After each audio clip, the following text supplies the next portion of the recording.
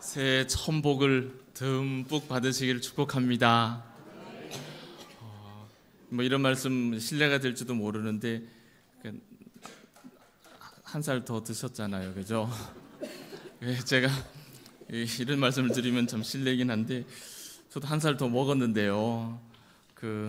먹고 나니까 뭐 별로 달라진 건 없어요. 달라진 건 없고 허리 둘레는 배 둘레 햄은 뭐 조금 늘는 것 같기는 한데 이거 줄이는 게 또 올해 또 하나의 목표가 될 것 같습니다. 시간이 갈수록 나이가 들수록 저 개인적으로는 조금 더 좀 더 마음이 더 간절해지는 게 하나 있어요. 그게 뭐냐면은 좋은 선생님 없다는 겁니다. 내 주변에 좋은 선생님이 별로 없다라는 거. 좋은 선생님 만나고 싶다라는 거예요. 이제 학교 다닌 지 한참 지나가지고 이제 선생님 따라다닐 때는 아닌 것 같은데도 불구하고 좋은 선생님이 있었으면 좋겠다라는 생각이 자꾸 듭니다. 여러분, 스승이 없이 우리가 과연 좋은 신자가 될 수 있을까? 여러분 어떻게 생각하십니까? 우리가 좋은 신자가 되는데, 좋은 믿음을 가지는데 스승이 필요할까요? 필요 없을까요? 필요하다라고 동의를 하시는데, 그러면 그런 스승이 있으십니까? 있으세요? 있으신 분은 진짜 행복하신 분이에요. 진짜 행복하신 분이에요. 그분을 생각하면 내 믿음이 더 성숙해지는데 도움이 되는 분이다. 그런 분이 있다면 정말 행복한 분이시죠. 여러분, 세상에 하나님께서 창조하신 모든 피조물들은 혼자 독립적으로는 존재할 수가 없도록 그렇게 설계가 되어 있습니다. 마치 한자로 사람인자를 쓰면 어떻게 써요? 이렇게 하고 이렇게 붙이죠. 이쪽에 이제 기대어 있어야 되는 거죠, 그렇죠? 똑같아요. 하나님이 창조하신 모든 피조 세계는 이렇게 관계를 맺고 질서정연하게 살도록 되어 있고요. 그 질서가 앞뒤가 바뀌면은 그건 이제 생존이 안 됩니다. 유지가 안 되는 겁니다. 정해진 질서를 거스르면 결국에는 부작용이 나오게 됩니다. 그 질서를 거스르지 않아야 되죠. 예를 들면 부모를 공경하라. 그 5계명이지 않습니까? 근데 이게 우리가 하나님이 주신 계명으로만, 율법으로만 알고 있는데 자세히 들여다보면 부모와 자녀의 질서가 그 안에 있고요. 관계가 그 안에 다 있죠. 물이 없으면 물고기가 못 삽니다. 그죠? 곤충이 동식물이 죽어서 썩어서 거름이 돼야 식물이 나무가 자라죠. 이게 다 하나님께서 만들어 놓으신 관계 안에서 이루어져요. 그렇기 때문에 우리에게 좋은 스승이 있어야 우리가 좋은 신자가 될 수 있는 것도 다르지 않습니다. 우리 주변에는 좋은 스승이 많이 계신데 우리가 그 스승으로부터 배우려고 하는 자세가 우리에게 부족하죠. 우리에게는 교회에 경건한 어른들도 계시고 또 주변에 목회자들도 있고 친구도 있고 또 나보다 연소한 사람임에도 불구하고 나에게 충분히 훌륭한 스승이 될 수 있는 사람들도 세상에 참 많습니다. 10살밖에 안 된 아이를 보면서도 배울 게 있구나 그럴 때가 있거든요. 내가 스승이 필요하다라고 말하는 사람은 기본적으로 배우려는 마음이 있는 사람이죠. 겸손을 가진 사람이에요. 그리고 그 겸손이라고 하는 것은 우리 예수를 믿는 사람에게 있어서 가장 중요한 덕목이 바로 겸손입니다. 그럼에도 불구하고 우리가 아무리 좋은 스승을 탐내고 갈망해도 안타까운 일은 세상에서 만나는 모든 스승들은 다 결핍이 있습니다. 부족해요. 모자라요. 완전한 스승이 없다는 겁니다. 그런데 예수님은 우리에게서 가장 완벽한 선생님이 되시죠. 최고의 선생님이신 예수님과 2024년을 한 해 동행하는 우리 봉덕의 가족들 되시기를 축복합니다. 오늘 말씀 24절과 25절을 보시면은 이제 선생님이 되신 예수님과 그 제자들이 함께 이제 수업하는 장면이 나와요. 이제 가르침을 받는 장면이 나오는데 그 내용이 어떤 것이냐 하면 25절 마지막 부분을 보시면은 집주인 이야기 나오죠. 집주인을 뭐라고 부릅니까? 바알세불이라고 부르죠. 집 주인을 바알세불이라 했는데 하물며 집 사람들은 어떻게 했느냐 그 이야기를 하시는 겁니다. 예수님의 수업 내용은 스승인 내가 바알세불, 그러니까 귀신의 왕이라는 뜻입니다. 스승인 내가 귀신의 왕이라는 소리를 듣는데 나를 따르는 제자들인 너희는 얼마나 험한 일을 당하겠냐, 그 말씀을 하시는 거예요. 스승이 제자에게 가르치는 가르침, 너희가 나를 따르려면 이런 길을 갈 수 있어야 된다, 그 말씀을 주시는 겁니다. 여러분, 내가 의도한 것과는 달리 내 말이, 내 의도가, 내 행동이 오해를 받고 사람들이 나를 모함하고 억울한 일을 당하고 또 사람들이 입에 오르내리게 되면 기분이 어떠세요? 속 천불나시죠? 엄청 얼마나 속이 상하겠어요. 그죠? 받은 대로 갚아주고 싶고, 임금 님기는 당나귀기 그런 대나무 숲을 찾아가가지고 욕을 한 바가지 그냥 쏟아내면 속이 시원할 것 같기도 하고, 눈에는 눈, 이에는 이, 성경에도 그래 적혀 있던데 똑같이 갚아줘야 되겠다. 그걸로 성이 안 풀리시는 분은 거기다가 보너스도 듬직하게 푸짐하게 올려갖고 내가 갚아줘야겠다, 이런 생각이 들 수 있습니다. 충분히 그럴 수 있죠. 여러분, 예수님을 한번 생각해 보십시오. 예수님의 당한 오해와 그 비방, 그 억울함, 그 왜곡, 예수님이 어떤 분이십니까? 하나님이시잖아요. 성자 하나님이시잖아요. 그런데 그 하나님을 어떻게 갖다 붙였습니까? 바알세불이라고, 귀신의 왕이라고, 그런 오해를 받으셨어요. 여러분, 심지어는 그런 오해 때문에 예수님은 십자가에 달려 죽으셨잖아요. 그죠? 이 왜곡은 옛날 에덴 동산에서 뱀이 아담과 하와에게 사용했던 방법이죠. 이 왜곡, 그렇게 해서 속였죠. 동일하게 하나님께서는 우리를 위해서 아들을 보내셨는데 우리는 그 아들을 어떻게 왜곡했습니까? 오해하고 왜곡하고 십자가에 달아 죽여버렸죠. 누가요? 우리가요. 여러분, 자, 그렇다면 예수님만큼 심한 오해를 받고 억울한 일을 당하고 왜곡된 인생을 사신 분이 존재하겠습니까? 세상에 예수님만큼 억울한 분이 계시겠습니까? 여러분, 이 자리에 굉장히 많은 분이 와 계시는데요, 예수님보다 내가 더 억울한 인생을 살고 있다 하시는 분 계십니까? 계시면 예배 마치고 제 방에 오세요.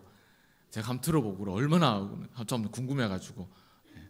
예수님보다 억울한 인생은 세상에 존재할 수가 없어요. 어떻게 살겠습니까? 이런 오해 속에서 예수님은 뭐라고 하십니까? 우리가 언약 백성이고 주님의 제자이기 때문에 내가 스승이 달린 그 십자가를 바라보면서 우리 각자의 삶을 침범하는 이런저런 사건 사고들로 인해서 억울해하지도 말고 마음에 짐지지도 말고 나와 계속해서 동행해 갈 수 있겠느냐, 그 말씀을 오늘 바알세불 이 이야기를 통해서 해주시는 거예요.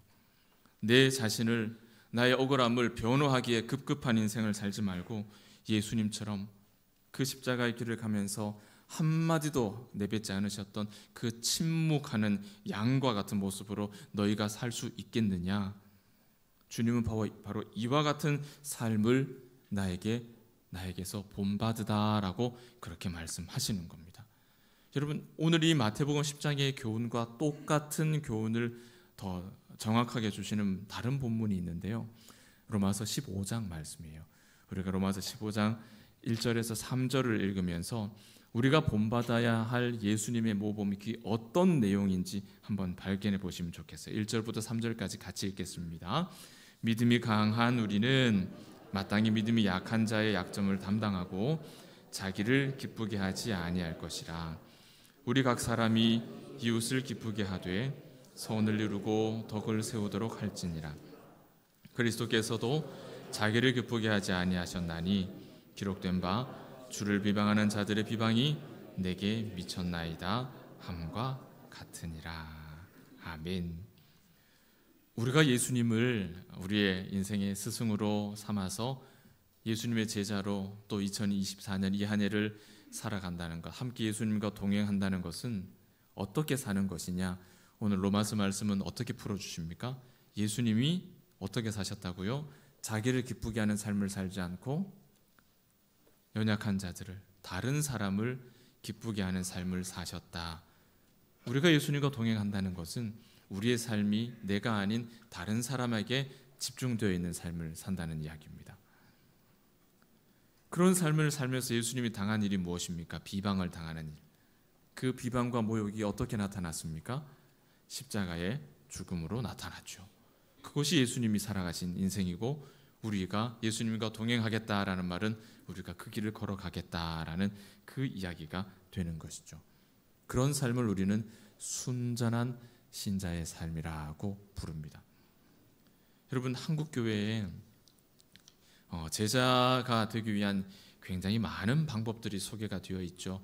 물론 40년 전부터 한국 교회에 제일 많이 유행했던, 행해졌던 훈련이 사랑의 교회 제자 훈련이죠. 오카노 목사님께서 그렇게 시작하셨던 제자 훈련입니다. 40년 된 이야기입니다. 그런데 여러분, 저도 지금까지 사역해오던 교회에서 단 한 학기도 빠지지 않고 1년에 2번 제자 훈련을 10수년을 그렇게 해왔는데, 그렇게 제자 훈련을 하면서 저한테 어떤 생각이 드느냐면요, 이렇게 하면 제자가 만들어질까라는 질문이 들어요.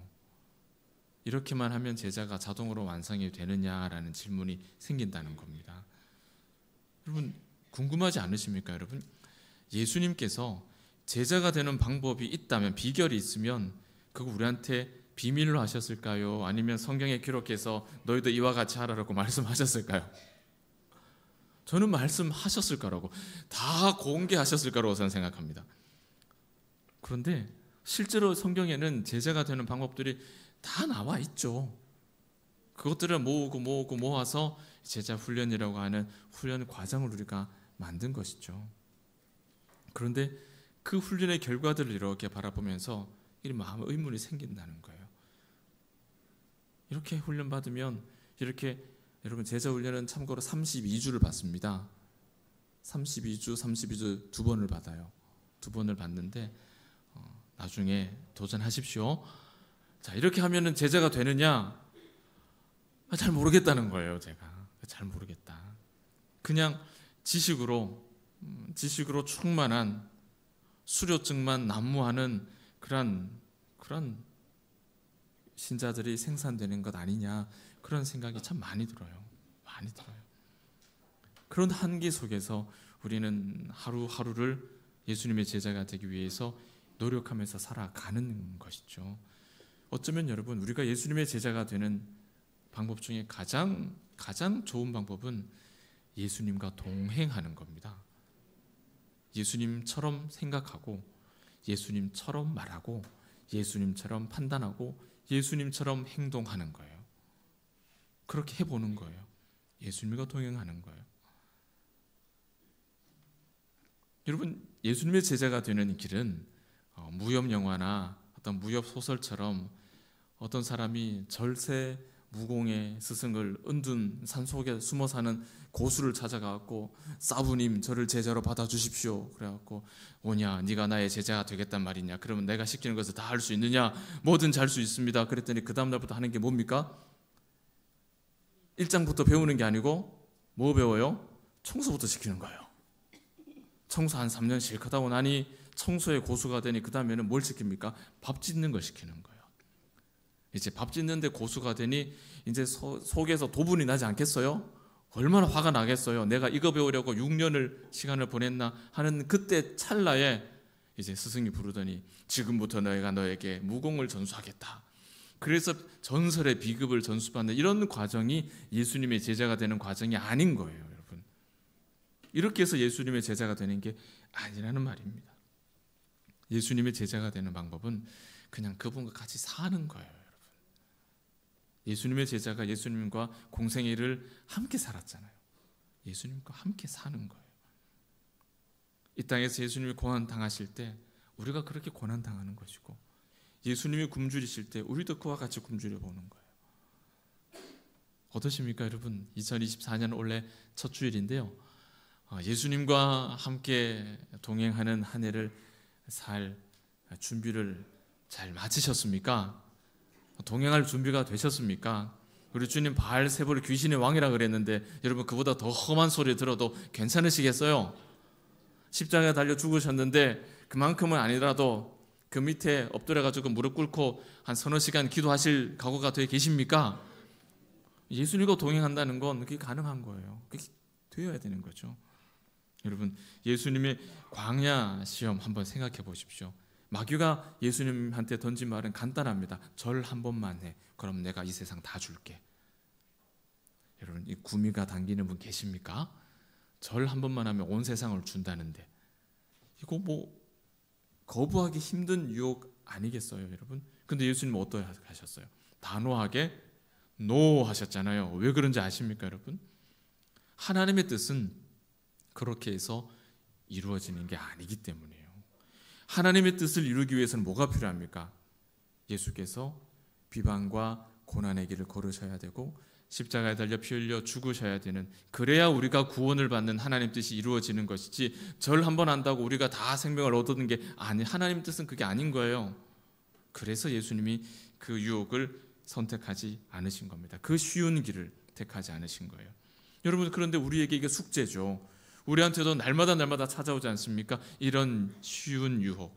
이렇게만 하면 이만큼을 얻을 수 있는데, 눈 한번 질끈 감으면 이만큼 얻을 수 있는데, 이 숙제거든요. 절 한 번 하면 세상을 가질 수 있다는데 여러분, 쉽게 거절하실 수 있으십니까? 여러분, 예수님과 동행하실 수 있는 대답은 동행할 수 있다고 대답은 하셨는데, 이거 거절할 수 있느냐고 물을 때는 대답을 안 하시는 거 봐요. 거절하실 수 있으세요? 예수님이 너무 좋은데, 예수님이 달려 죽으신 그 고난의 길, 십자가만큼은 내가 피하고 싶어요, 이 마음이 우리한테 있다면 여러분, 우리는 이 숙제 고민할 수밖에 없어요. 예수님처럼 단호하게 노라고 말할 수가 없는 거예요. 왜? 그 십자가만큼 피하고 싶거든요. 그 고난의 길만큼은 피하고 싶거든요. 이 어려운 숙제를 우리가 안고 고민하고 있는데, 우리 하나님께서 이 고민을 조금 덜어낼 수 있는 힌트, 소망을, 약속을, 기회를 우리에게 주셨습니다. 그 말씀이 우리가 로마서 15장 조금 전에 3절까지 읽었는데 4절 말씀입니다. 4절 말씀 같이 읽겠습니다. 시작. 무엇이든지 전에 기록된 바는 우리의 교훈을 위하여 기록된 것이니 우리로 하여금 인내로 또는 성경의 위로로 소망을 가지게 함이니라. 자, 잘 정리할까요? 오늘 우리가 읽은 마태복음 10장의 말씀에서 스승인 내가 바알세불이라는 소리까지 들었는데 너희가 나를 따르려면 그보다 험한 길도 가야 되는데 갈 수 있겠니? 너희는 나에게서 이와 같은 삶을 본받아야 돼. 어려운 일이 있어도 억울한 일이 있어도 나와 같이 말없이 그 길을 걸어갈 수 있는 삶이 제자의 길이야. 갈 수 있겠니? 이렇게 가르치셨어요. 그리고 로마서 15장 1절에서 3절까지는 그 이야기를 또 다른 형태로 어떻게 하셨습니까? 나는 나의 기쁨을 위해서 살지 않았어. 나는 다른 사람의 기쁨을 위해서 살았어. 다른 사람의 기쁨을 위해서 살기 위해서 나는 비방을 당했고 조롱을 당했고 오해를 받았고 왜곡을 당했고 십자가에 달려 죽었어. 그 얘기를 하신 거예요. 너희도 그렇게 살 수 있겠니? 이게 숙제라니까요. 이게 나 이렇게 할 수 있을까? 그런 숙제를 안고 있는 우리에게 4절에서 우리에게 뭘 주십니까? 인내 또는 성경의 위로가 우리에게 소망이 되게 하셨다. 그 소망을 가지고 있을 때 우리가 그 길을 갈 수 있다라고 말씀하시는 겁니다. 성경의 위로, 이전 성경에는요 안위라는 말을 써요. 여러분, 딱 위로라는 말을 들으면 느껴지는 첫 인상이 있잖아요. 이게 뭘 뜻하는 걸까? 우리가 예수님과 동행하는 동안에 이런저런 어려움을 만나게 되면 그때 하나님께서 우리를 위로해 주시고 마음을 다독거려 주시고 평강을 주시는구나. 우리가 어렵지 않게 이해가 되죠. 공감이 되실 거예요. 그런데 로마서에서 이 위로라는 말이 사용된 단어가요, 파라클레시스라는 말을 씁니다. 이 말이, 파라라는 말은 곁에서란 말이고 클레시스란 말은 말한다라는 말인데, 곁에서 말한다는 뜻입니다. 그러니까 두 단어를 묶어 놓으니까 곁에서 말한다. 이게 위로라는 뜻이에요. 위로라는 게 뭐냐? 내 옆에서 이야기를 들려주는 거예요. 성경이 말하는 위로는 그겁니다. 새학기가 되면은 아이들이 반편성을 하잖아요. 초등학교 때 한번 생각해 보세요. 나랑 내가 좋아하는 선생님이랑 같은 반이 선생님이 담임 선생님이 됐어요. 얼마나 좋아요. 내가 너무 좋아하는 친구가 같은 반이 됐어요. 절친이랑 같은 반이 됐어요. 얼마나 좋겠습니까? 그런데 반대로 정말 피하고 싶은 선생님이 담임 선생님이 됐어요. 이 애가 학교 가고 싶겠습니까? 나를 그렇게 괴롭히던 애가 1년 동안 괴롭히던 애가 1년 동안 내내 하나님 다음 학기에는 4학년 때는 이 아이랑 같은 반 되게 안 되게 해주세요. 1년 동안 기도했는데 정작 걔랑 똑같은 반이 됐어요. 아니나 다를까 짝꿍이 됐네. 옆자리에 앉았네. 학교 가고 싶겠습니까, 여러분? 그 아이는 곡소리 납니다. 집에서 엉엉 울고 학교 안 가려고 그럽니다. 학교 어떻게 가냐고 안 가려고 그러죠. 그런 애 옆에 앉혀놓고 이야기 다 들어주고, 막 안 들어도 비디오죠. 안 봐도 비디오죠. 다 알죠. 왜 그런지. 그러면 이 아이에게 필요한 이야기를 조곤조곤 또 말해주는 거예요. 그러면 엉엉 울던 애가 이제 눈물을 하다가 이제 아빠한테 안겨가지고 아빠 그래도 뭐 용기를 해서 가볼게요. 이게 수습이 된다니까요. 이 수습이 되는 이 과정이 성경이 말하는 위로예요. 파라클레시스. 옆에서 이야기해 주는 거예요. 여러분, 우리가 예수님과 동행할 때 하나님께서 우리에게 주시는 위로는요, 단순히 그냥 마음 이렇게 몇 번 문질러 주시는 그런 마음 달래주시는 그런 게 아니라 곁에서 들려주시는 말씀, 그 말하신다는 거에 강조점이 있습니다. 로마서는 이 위로를 우리 귓가에 들려오는 성경 말씀이라고 우리에게 표현하죠. 이 말씀이 이 길을 걸어가는 우리에게 소망이 되고 위로가 되고 힘이 된다라는 이야기예요. 이게 아니면 그 길을 갈 수가 없다라는 이야기죠. 여기에 한 가지가 더 덧붙습니다. 놀랍게도 이 위로라는 말, 파라클레시스라는 말은 보혜사 성령 아시죠? 보혜사 성령, 보호하시고 은혜 베푸시고 가르치시는 성령이죠. 그 성령을 뜻하는 파라클레토스라는 말과 같은 말이에요. 위로라는 말과 성령, 보혜사 성령이라는 말이 같은 말이라는 말이에요. 여러분, 이게 얼마나 기가 막힌 상황인지 여러분 한번 생각해 보십시오. 우리가 예수와 함께 동행하며 그분이 걸어가신 고난의 길을 이 땅에서 내가 걸어가는데 나를 위로해 주시겠다라고 소망을 주셨는데 그 위로의 소망이 뭐라고요? 성령이라니까요. 그분이 성령. 그분이 성령으로 나와 함께 하신다는 말이 오늘 성경의 위로, 이 말과 같은 말이라는 거예요. 그 성령이 아니면 우리가 주님과 동행할 수가 없습니다. 우리는 이 관계를 위로와 위로의 내용으로 이해하면 되겠죠. 보혜사 성령, 우리 중보자라고 부르고 위로자라고 부르고 변호자라고 부르고 돕는 자라고도 부르는 이 성령 하나님께서 우리를 위로하시는 역사가 바로 오늘 이 로마서가 기록하는 성경의 위로입니다. 사랑하는 봉독의 가족 여러분, 우리가 오늘 선포하는 2024년 주님과 함께 하겠습니다. 주님과 함께하는 2024년은 여러분 극기 훈련하자는 이야기가 아니에요. 극단적인 고통까지 가서 우리가 인내를 키우자라는 그런 방식이 아닙니다. 그런 방식이 아니에요. 주님의 길을 가는 것은 우리가 특별 새벽 기도회 화요일 첫 시간에 우리 자기 부인에 관한 말씀을 들었죠. 오늘 최 장로님께서 기도하시면서 특별 새벽 기도회를 완벽하게 요약을 해주셨죠. 완벽하게 요약하셨습니다. 혹시 특세 참여 못하신 분이 계시면 그 말씀 다 듣기 힘드시면 오늘 최 장로님의 기도를 홈페이지에서 다시 한번 반복해서 들어보세요. 완벽한 요약입니다. 완벽한 요약. 우리의 애씀, 어떤 내가 가진 노력, 능력, 땀의 수고 이런 것으로 주님의 길을 갈 수 있는 게 아니라는 거예요. 극기 훈련해서 우리가 연습하는 게 아니에요. 그게 아니에요. 오늘 본문, 우리가 읽은 본문 마태복음 10장 그 17절이야. 그 앞부분을 보면은 제자들이 공회에 잡혀갑니다. 총독들과 임금들 앞에 끌려갑니다. 제자들이 고난을 당할 때 예수님께서 뭐라고 말씀하시냐면 19절과 20절 한번 같이 볼까요? 우리 마태복음 10장 19절과 20절 같이 한번 읽겠습니다. 너희를 넘겨줄 때에 잡혀가죠. 어떻게 또는 무엇을 말할까 염려하지 말라. 그때에 너희에게 할 말을 주시리니 말하는 이는 너희가 아니라 너희 속에서 말씀하시는 이 곧 너희 아버지의 성령이시니라. 자, 그냥 그대로 두세요. 말하는 이는 잡혀갈 때 뭔가 어떻게 발버둥이로 쳐야 되는데 뭘 하는 사람 존재가 너희가 아니라 누가 한다고요? 너희 속에 계시는 성령. 오늘 로마서 15장 4절에 성령의 위로 파라클레토스, 성령이 우리의 고난의 순간에 우리에게 힘을 주신다라는 말씀이 이 말씀 가운데 기록되어 있는 겁니다.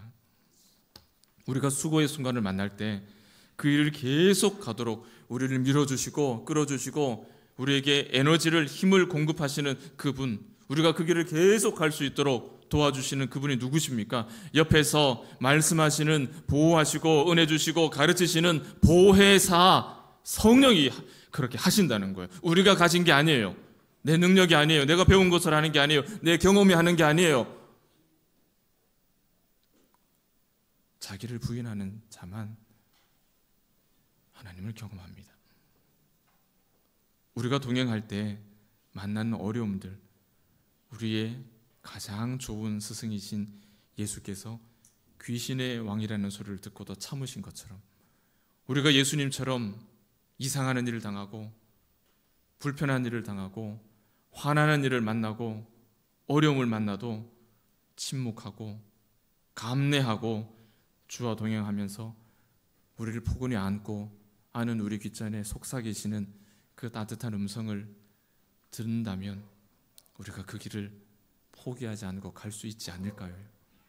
파라클레토스, 우리의 성령, 그 성령께서 2024년 우리 여러분의 곁에서 따뜻하고 세미한 음성을 들려주시는 그런 음성을 듣는 우리 2024년 한 해가 되시기를 주의 이름으로 축복합니다. 그런 성도가 되십시오. 성령께서 말씀을 통해 저와 여러분을 위로해 주시기를 축복합니다. 때로 분통 터질 때 있죠. 내 혈기를 따라서 막 거칠게 행동하고 싶을 때도 있어요. 그런 내 모습 발견할 때마다, 그런 모습이 불쑥불쑥 올라올 때마다 성령께서 내 귀에 들려주시는 그 성경의 위로, 말씀의 위로, 그 말씀을 귀를 기울여 보세요. 그 위로를 통해 포기하지 않고 믿음의 길을, 이 고난 제자의 길을 걸어갈 수 있을 것입니다. 이것이 2024년 첫 예배에 하나님께서 우리에게 주시는 약속이에요. 내가 함께 하겠다라고, 내가 도와주겠다라고, 나를 따라올 수 있겠니라고 물으시는 거예요. 이제 그러면 우리가 읽은 이 말씀 속에 참새 이야기가 왜 나왔을까? 참새 이야기도 이해가 됩니다. 여러분, 29절 마태복음 10장 29절 말씀은 아모스 3장 말씀의 인용입니다. 아모스 3장 5절에서 7절 말씀을 우리 같이 읽을 텐데 이 무슨 상황인지 한번 염두에 보세요. 같이 읽겠습니다. 덫을 땅에 놓지 않았는데 새가 어찌 거기 치이겠으며 잡힌 것이 없는데 덫이 어찌 땅에서 튀겠느냐. 성읍에서 나팔이 울리는데 백성이 어찌 두려워하지 아니하겠으며 여호와의 행하심이 없는데 재앙이 어찌 성읍에 임하겠느냐. 주 여호와께서는 자기 비밀을 그 종 선지자들에게 보이지 아니하시고는 결코 행하심이 없으시리라. 아멘. 예수님께서 갑자기 제자의 길, 스승과 함께 동행하는 그 길을 가르치시다가 갑자기 이 참새 이야기 왜 꺼내셨을까요? 왜 아모스 이야기를 하시는 걸까요? 우리가 읽은 이 아모스 이야기는 이스라엘의 멸망, 심판에 관한 이야기를 하는 겁니다. 그런데 그 심판이 어디에서 온 심판입니까? 아모스 3장 6절을 보면은 여호와의 행하심이 없는데 재앙이 어찌 성읍에 임하겠느냐. 자, 이 재앙이, 이 심판이 누구로부터 이스라엘에 온 겁니까? 여호와 하나님께서 주시는 심판인 거예요. 참새 이야기는 이 이야기를 하는 겁니다. 그래서 참새 이야기 뒤에 이런 말씀이 있죠. 아버지께서 허락하지 아니하시면 하나도 이루어지지 않는다. 그 이야기입니다. 하나님이 하신다는 이야기. 우리가 이 길을 걸어가는데 염려하지 말고 걸어가도 되는 이유는 공의로우신 하나님께서 우리가 걸어가는 모든 상황들을 그분이 판단하시고 심판하신다는 거예요. 우리가 할 게 없어요. 하나님이 심판하신다는 거예요. 하나님이. 그러면 이것이 우리가 오늘 말씀 가운데서 발견하는 두 번째 약속이죠. 내가 너에게 소망을 줄 거야. 성령이라고 하는 위로를 줄 거야. 첫 번째 약속. 두 번째 약속은 걱정하지 마. 내가 심판한다고. 내가 심판. 너의 처해 있는 그 환경이 너의 삶을 좌지우지하는 게 아니야. 내가 심판해. 내가 해. 내가 해라고 말해요. 이게 하나님의 약속이에요. 스승이신 주님과 함께 2024년 우리는 순전한 믿음의 사람으로 살아가는 길을 택했습니다. 이것이 우리에게 주어진 또 한 번 주어진 소중한 기회죠. 여러분, 예수님과 같이 어려움을 만날 것이지만 하나님께서 공의로 심판하십니다. 그렇기 때문에 우리는 안전해요. 우리가 순전한 믿음을 가지고 바른 믿음의 길을 걸어가면 우리는 항상 안전할 것입니다. 왜? 우리는 참새보다 귀하다고 말씀하시니까요. 참새보다 귀하니까요. 지난해도 만만치 않으셨어요. 경기도 어려웠어요. 코로나가 마무리되지 않았어요. 그런 어려운 한 해였지만 그 결과가 어떻습니까?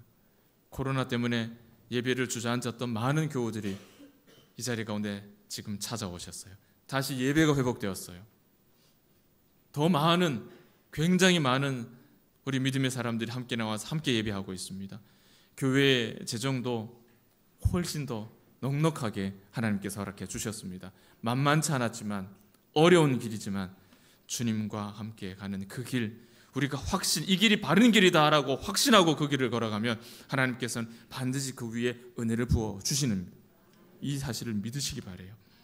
사랑하는 여러분, 이 약속의 복, 성령의 따뜻하고 세미한 음성, 그리고 우리가 걸어가는 그 길에서 만나는 모든 사건과 사고, 환경들 위해서도 우리를 늘 안전하게, 존귀하게 보호하시겠다는, 내가 심판자야, 걱정하지 마, 내가 심판자야, 내가 허락하지 않으면 어떤 일도 일어나지 않아, 말씀 주시는 그 하나님의 말씀 붙잡고, 이 두 약속 붙잡고 주님과 함께하는 2024년을 힘차게 시작하시기를 예수님의 이름으로 축복합니다.